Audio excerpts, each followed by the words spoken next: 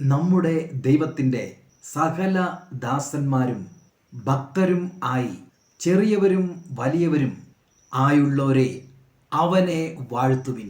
വെളിപ്പാട് പുസ്തകം 19 അധ്യായം 5 വാക്യം. നാം ഏവരും ദൈവത്തെ വാഴ്ത്തുവാൻ, ആരാധിക്കുവാൻ, സ്തുതിക്കുവാൻ, അവൻ്റെ മഹത്വങ്ങളെ വർണ്ണിക്കുവാൻ നമ്മുടെ സൃഷ്ടാവായ ദൈവം, നമ്മളെ സ്നേഹിക്കുന്ന കർത്താവായ യേശു ക്രിസ്തു ആഗ്രഹിക്കുന്നു. പരിശുദ്ധാത്മാവിൽ നിറഞ്ഞ് സ്തുതിഗീതങ്ങളാലും ആരാധനയാലും പാട്ടുകളാലും കീർത്തനങ്ങളാലും ദൈവത്തെ നാം ആരാധിക്കുന്ന ഒരു ജീവിതം, അത് ദൈവം നമ്മിൽ നിന്നും ആഗ്രഹിക്കുന്നു. ദൈവത്തിന് നൽകുവാൻ നമുക്ക് മറ്റ് ഒന്നും തന്നെ ഇല്ല എന്ന സത്യം നാം മനസ്സിലാക്കിയിരിക്കണം. ഇവിടെ പറയുകയാണ്, ചെറിയവരും വലിയവരും ആയുള്ളവരെ. ചെറിയവൻ വിചാരിക്കും, എനിക്ക് ദൈവത്തിൻ്റെ സന്നിധിയിൽ വരുവാൻ സാധ്യമല്ല, ഞാൻ ദൈവത്തിന് എന്ത് കൊടുക്കുവാനാണ്.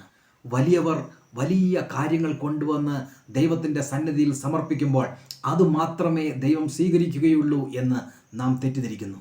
എന്നാൽ ദൈവത്തിന് മുഖപക്ഷമില്ല. വലിയവരും ചെറിയവരും ദൈവത്തെ സ്തുതിക്കണം എന്ന് അവൻ ആഗ്രഹിക്കുന്നു. നാം നൽകുന്ന യാതൊരു വസ്തുക്കളും ദൈവത്തെ സന്തോഷിപ്പിക്കുന്നത് ആവുകയില്ല. സ്വർണവും വെള്ളിയും രത്നങ്ങളും നമുക്ക് ഈ ഭൂമിയിൽ വളരെ വിലയേറിയവയാണെങ്കിലും സ്വർഗത്തിലെ നഗരത്തിൻ്റെ ഭിത്തികളും വീഥികളും തങ്കവും സ്വർണവും വൈഡൂര്യവും കൊണ്ട് അലങ്കൃതമാണ്. നാം പാവപ്പെട്ടവരാണ് എന്ന ഒറ്റ കാരണത്താൽ ദൈവത്തെ ആരാധിക്കാൻ കഴിയാതെ മനസ്സുകൊണ്ട് ദുഃഖിച്ചിരിക്കുന്നവരാണോ? ദൈവം സന്തോഷിക്കുന്ന ആരാധന എന്നത് നാം ദൈവത്തിന് കൊടുക്കുന്ന വിലയേറിയതോ മൂല്യവത്തായതോ ആയ കാര്യങ്ങളല്ല.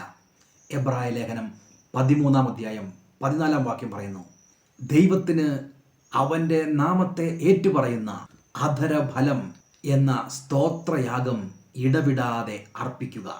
നമുക്കേവർക്കും ദൈവത്തിന് നൽകുവാൻ കഴിയുന്ന ഏറ്റവും നല്ല കാണിക്ക, അത് നാം ഇടവിടാതെ അർപ്പിക്കുന്ന സ്തോത്രയാഗമാണ്.